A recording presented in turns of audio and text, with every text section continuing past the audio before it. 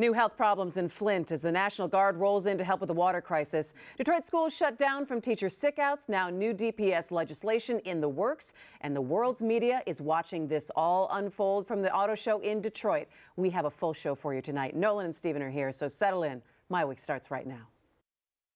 Did you know 2 Men and a Truck has performed 5.5 million moves to date?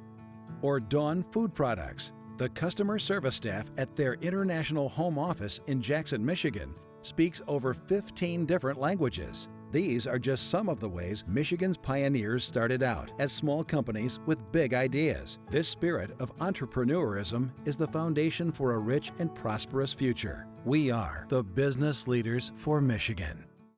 Funding is also provided by Delta.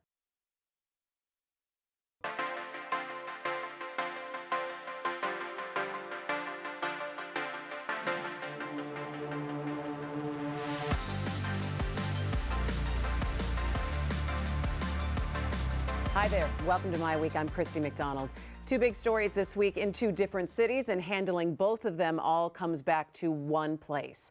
The water crisis in Flint, as the state works overtime to try to get bottled water to every home. Now they have to deal with a new health problem.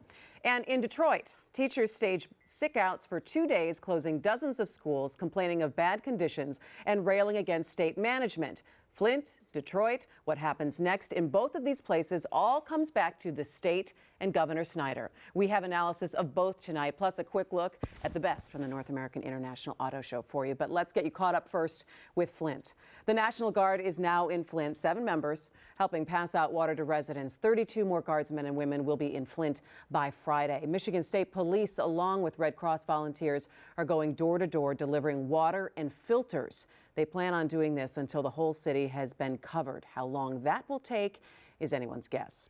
Governor Snyder has had to answer to criticism that his office did not move quickly enough on this crisis. There are also questions surrounding the Environmental Protection Agency's role in this and their response.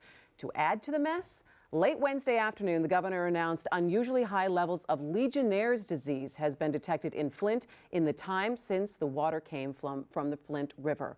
What is next? With FEMA involved, the National Guard, is it enough? How will everything that has happened change the governor's agenda going forward? Let's bring in Nolan Finley of the Detroit News, Stephen Henderson of the Detroit Free Press. Guys, it has been quite a week again as we continue to plow through what is happening in Flint. Nolan, let me start off with you and your assessment of what has happened in this past week. Well, I mean, it seems as if the administration has finally woke up to the fact that this isn't going to go away.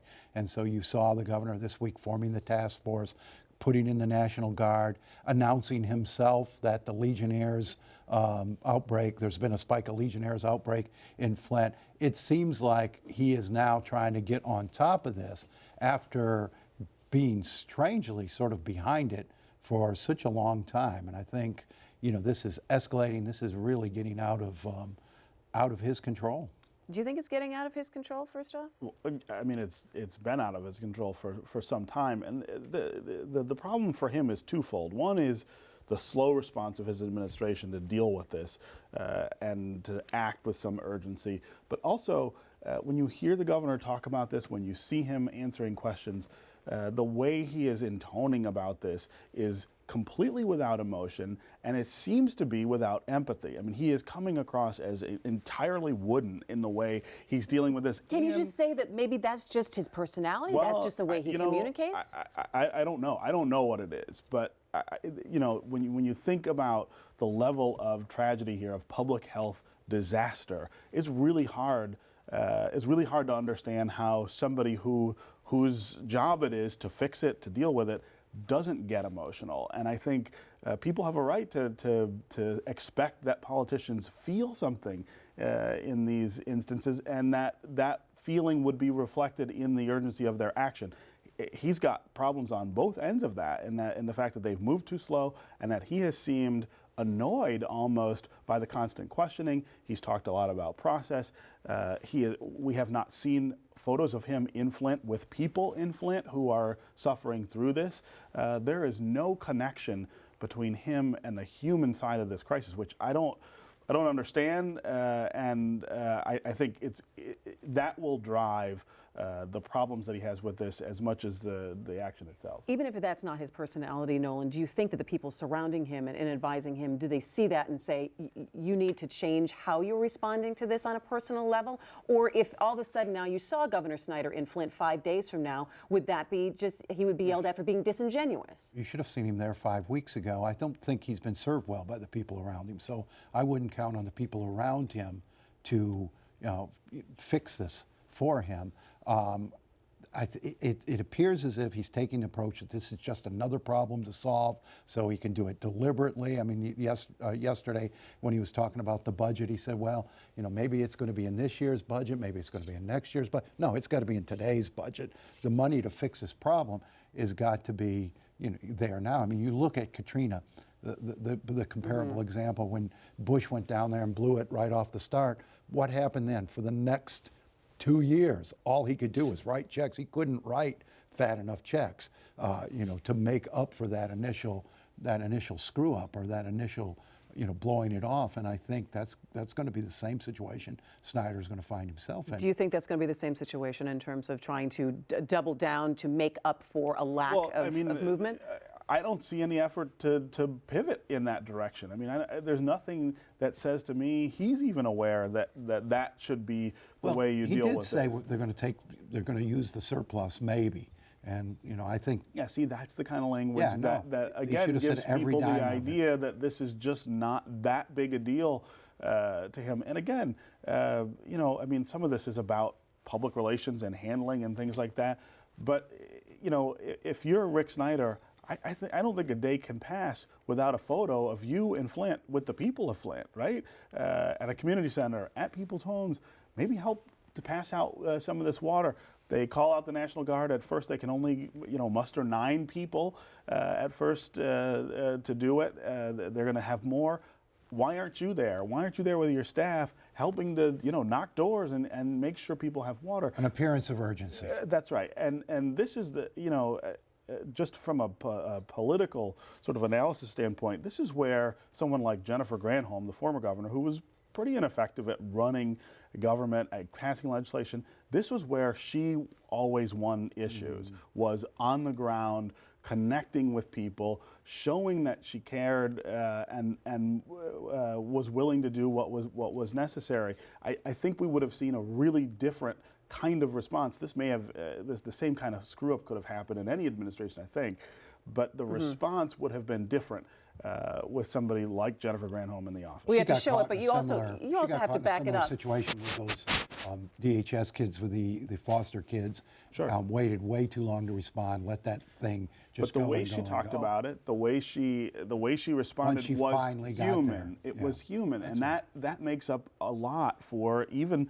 a lack of urgency. A lack of urgency aside, I want to talk a little bit about still some of the details surrounding how this all happened and how this all came to be and some of the decisions that were made. Nolan, we've heard a little bit more about the Environmental Protection Agency talking this week that they were monitoring things in Flint, and they were talking with the DEQ and trying to get their point across with them, but they kind of took more of a hands-off case. I mean, are we going to learn more about that soon? I assume we're going to learn more about everything. We don't know yet enough about what happened. I'm not sure even the governor knows yet all that happened. I think he was getting a lot of bad information for a long time. I don't know what was going on in the DEQ and the health departments. I know that top staffers of the governor were pushing the DEQ and the mental health. When the ministers were coming in, what's going on with this water? Look, it's brown. And they kept being told, well, it's within the standards. It meets the EPA standard. At some point, somebody should have said, hey, it's brown. Nobody's going to drink brown water, or nor should they. And it never seemed to have gotten to that point. I think they were dealing with, they thought they had bigger crises in Flint. Remember, they were trying to solve this public safety crisis. They obviously were trying to keep the city out of bankruptcy, and they were content when the DEQ and health department said, hey, no, the numbers are all good. They're within the range. They're within the EPA range. And I think the EPA did the same thing. They were looking at numbers on papers and test results, and nobody was looking at this brown water in the jug. And I think it's interesting, or a little counterintuitive for people when you hear that they've got to do certain testing, and you've got to make sure that you have certain test groups and go back before you can say there definitely is a problem here. But I think it's disheartening for people to hear, well, you have to wait till you see a problem, that yes, there is lead in the water and it's already been in there before then you take action. That means that people have already been affected. Yeah, that's not true. I mean, that's not the way this is supposed to work.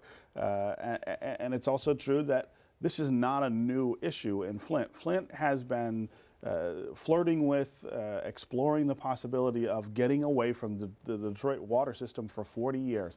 And the discussions about where else they would draw water for the people there are that old. And they have been about the pollution in the Flint River and the fact that that's not an adequate water source. But they have been drawing water out of there. Well, but it's treated and it's mixed in with other water. Absolutely. They don't draw exclusively from it. Absolutely, but they have been drawing for, as far as time goes back, they've been drawing water from the Flint River. It's got to be treated with those anti-corrosive chemicals. And so the idea that somebody didn't know that this had to be done when they finally made the switch to just drawing from the Flint River is absurd. I mean, that's not possible. They did know. Everyone in the water and sewage community knew, and so the question is, who decided that it didn't need to be done, and then who signed off? Well, they were almost fiercely opposed to putting it in. It seems like it became a very stubborn thing, a very personal thing. People didn't want to be told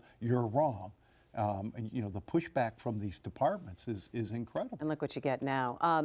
Talk to me a little bit about what you think the State of the State address is going to be from the governor, and what would you like to hear from him in terms of addressing this? Well, I mean, again, I think he's got to intone in a way that expresses some emotion on this. I think everybody is waiting to see him reflects some of the things that the rest of us are feeling about this, the frustration and the anger, just even the sadness about the people who were affected by this. I don't know that he's able to do it. Maybe he's not able to do it, but he's got to. He has got to try to connect on that issue in that speech, especially in that speech. But the other problem he has in that speech is laying out any sort of agenda that he thinks he can get done. I mean, this is a governor who in the first year of his second term has given in to a really radical, inexperienced legislature, both in terms of what they want to do that he has told them he doesn't want to do, and in terms of what he told them he wants to do that they've refused to do. Think of how awful the roads package came out last year. This was a governor who should be punishing the legislature for that kind of action. Instead, he's signing bills that they've passed that he told them, I don't want you to do it this way. I mean, he has painted himself into a corner of weakness in the executive's office that I don't know how you get out of this early in your term. There's not a lot of trust in the state. I was up in Flint yesterday, and I was able to talk to people who were picking up water and going door to door and receiving water. And while they say they're very thankful for what is coming to them right now, they're just irritated. They don't trust. They don't trust that anyone has their best interests at heart. Nolan, I'm going to give you the last word on this in terms of what do you think that you'd like to hear from the governor on Tuesday? Only two things he needs to talk about.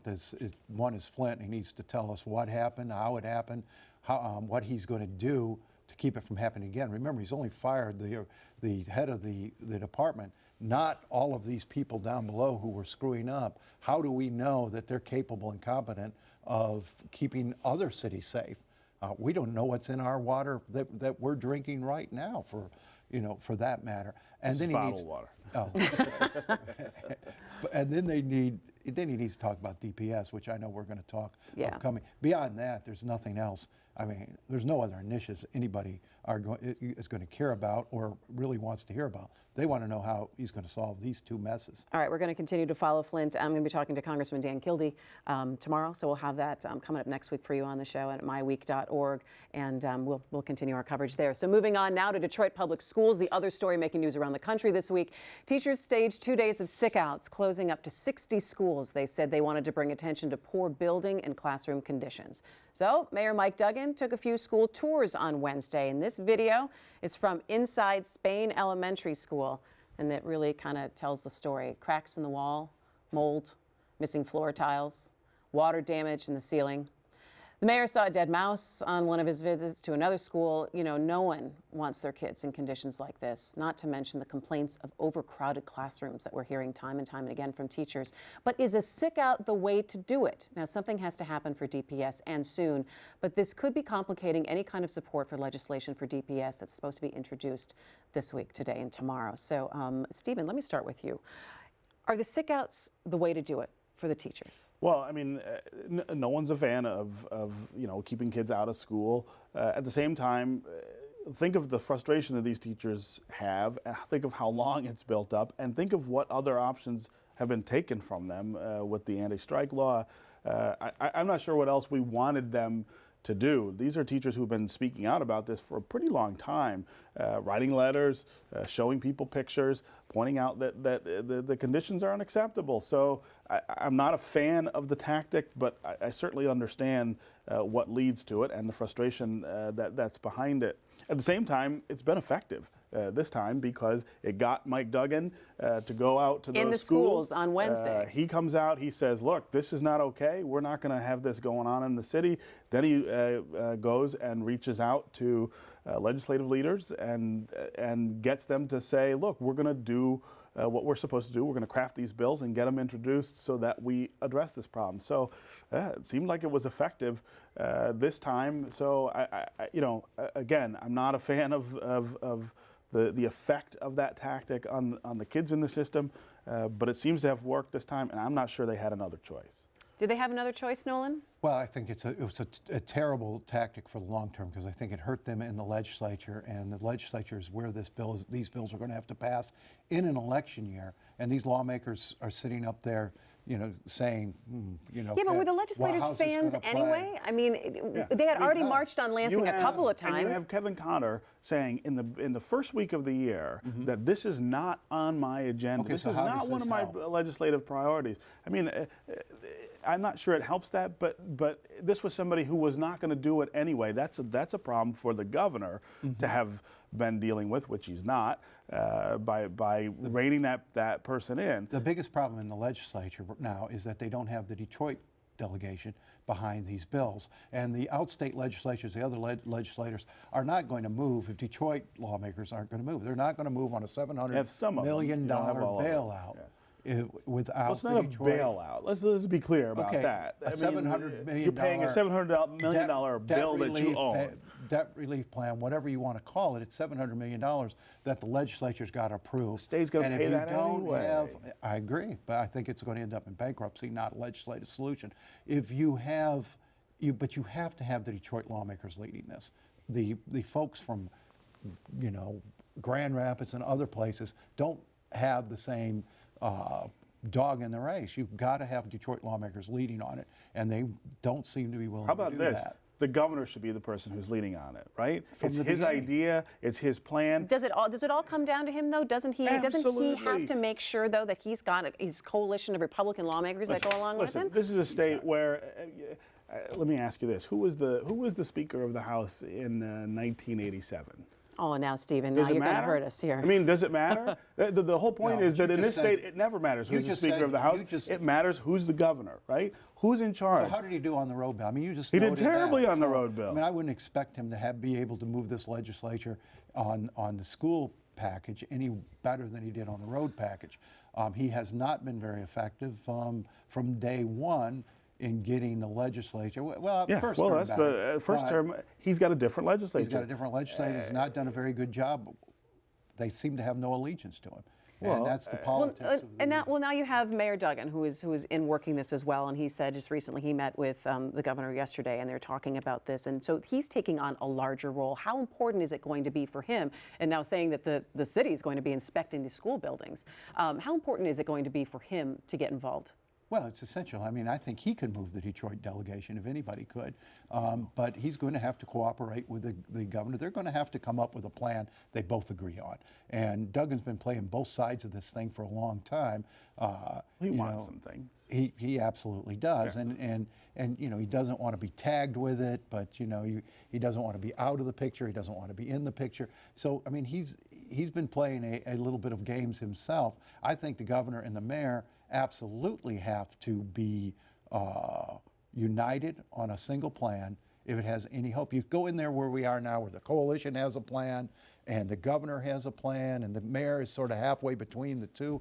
We got no hope of getting a fix in time for these. These schools are going to be insolvent in April. Okay, so speaking about the coalition and a lot of these nonprofit groups that are very much invested in making sure DPS is successful, what about money, Stephen? What about some kind of philanthropic money coming from that community to go towards fixing anything? I mean. Yeah, I don't know. I think that's unlikely. I think number one, that community is pretty tapped out in Detroit from the grand bargain. In the first place, they are also already super invested, as you point out, in Detroit public schools. I mean, think of how much money is Skillman spending trying to make schools successful on a small scale. I'm not sure they have money to try to add more. They put so much money in over the years and had no return on the investment. I'm not sure that's true. Detroit taxpayers have passed 2 bond issues totaling almost $3 billion over the last 20 years to fix these schools, and look at those conditions. Yeah. And there's a sense that no amount of money is going to fix this, because I don't know what happened to the $3 billion. The schools should not look like that. They shouldn't look like that, no. So do you think now, with at least some kind of movement in Lansing this week, that we're going to start seeing some kind of legislation or proposed bills that starting today and tomorrow, but that this will get to the teachers, that someone's going to get to the teachers and say, look, we understand, we hear you, we're starting to make some movement, but we need you to stay in the classroom for these kids. We don't need 30,000, 40,000 kids at home on Monday, Tuesday, Wednesday. So the legislation is important for the long term, and it addresses the big picture in the schools. It doesn't address what the teachers are talking about, which is the conditions that they are teaching in right now. I think they will back off when you see somebody step in and say, we're going to fix this, right? We're going to get rid of the mold, and we're going to get rid of the mushrooms, and but that's eradicate the mice. They want what is going to come out of these bills to some degree. There's some other things that they want too, and there's some things that they don't want to be doing. I mean, Detroit teachers have been absolutely battered for many years in this community as the sole responsibility, having the sole responsibility for the outcome of schools. And number one, that's not accurate. Number two, it's not fair. And number three, it's not the way that you improve schools. You can't improve schools by bashing or beating up on teachers. You've got to bring them into the process of reform, listen to what they want to do. That's true, Steve. Last word on this, health Nolan. and safety is only part of their objections. They object to the emergency manager, they object to state involvement, they absolutely object to the governor's plan. So I don't think moving this legislation to implement the government's plan is going to end their discontent, may not end the sick outs. All right, well, we'll have to wait and see as this continues to move forward. All right, and finally tonight, let's talk about the other big event in town, the North American International Auto Show. I know Nolan has been sleeping at Cobo all this week. He loves the shiny cars, loves all the shiny cars. So we decided to pick our 3 favorites from this week, from some of the rollouts. So Nolan, you get to go first since you're a car guy. Well, I was Sunday night at the Buick event where they rolled out this new Avista concept car, which I think is the most beautiful thing on the show floor. And you could just, hear everybody sucking their breath when it rolled out. It's such an awesome looking car. So there's your favorite. Yeah, Same color as your dress. See, there you go. I decided to match and today. if this thing hits the road in any kind of timely fashion, I think people are going to go wild for it. I think Buick has done a genius job about moving away the whole not your father's Buick. And do you like the look of that car? Yeah, that's all right. Yeah, you're not a Buick guy.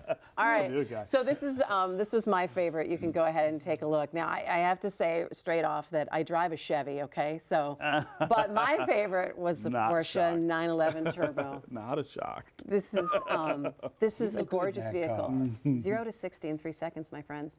Where are you going to do that? Do you know how fast I could get kids to carpool? Do you know how Where are you gonna do fast that? people could get to baseball practice if I had a fine vehicle like that? 3 Exactly. seconds. I'd have to park all the way away from anyone on a diagonal and walk my children. I let my children just look at it. Just don't breathe on it. Don't touch it. Right? I think you need your own soundtrack for that kind of car, though, I mean, like when you open up the door, When you just walk up to blare it. like something cool. Maybe a little Bon Jovi. I'm sorry. Go ahead. What was your So favorite? mine is actually not a vehicle that was unveiled this week on the show floor. It was unveiled a week before. You always have to be different, in don't Vegas. you? Whatever, I like what I like. This Volkswagen Microbus, super teched out thing that is sort of at once a throwback to the 1968 models and now is got all this sort of gadgetry in it and stuff like that. I think that's very You see Steve standing along the freeway holding his cord. Next to his Microbus. You know, it's funny. That doesn't look like we used to road trip in VW buses all the time. Back in the day, it doesn't look like that at all. It looks very cool. But the black tie on Friday night, you guys are going to be there, enjoying, taking in the sights and the sounds. Anything It's one else? of my favorite nights of the year. I mean, the city sort of glimmers that night in a way that it does not other days. So. That's very nice to see. All right, Nolan, what else should we see at the show? One final thing should we look for? Well, I mean, if you look at, for several years now, the car companies have been trying to highlight their green offerings and their electric and hybrid offerings. The public hasn't bought, largely because, 50, 75 miles per charge. They're getting those things up to 200 miles per charge. You might see some movement with them. All right, and also the new minivan from Chrysler. Check that out, too. All right, that's going to do it for MiWeek. A few quick notes for you. Next Tuesday night is the Governor's State of the State address. It will be a must-watch, so make sure you join us right here, 7 p.m. on Detroit Public TV. Nolan and Stephen will be here along with me. Watch the Governor's address, and then join us live after it's over to analyze what it all means, and that's Tuesday, beginning at 7 o'clock. And next Thursday, we're going to take MiWeek on the road. We'll be doing our show from Midtown Detroit with a special announcement from Detroit Public TV. You won't want to miss that one as well. I'm Christy McDonald. Have a great weekend. We will see you next time on MiWeek. Take care.